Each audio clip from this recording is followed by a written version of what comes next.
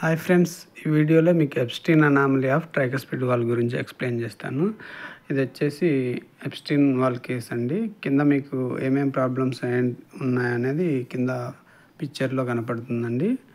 మెయిన్గా Epstein anomaly అంటే tricuspid wall displacement ఉంటుందండి.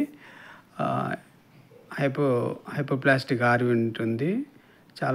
ఆర్వీ అనేది చాలా చిన్నగా అయిపోతుంది. ఎందుకంటే ట్రైకస్పిడ్ వాల్ అనేది చాలా కిందిగా ఉంటుంది కాబట్టి ఆర్వీ అనేది చాలా చిన్నగా ఉంటుంది. మీకు 4 ఛాంబర్లో క్లియర్గా తెలుస్తుందండి.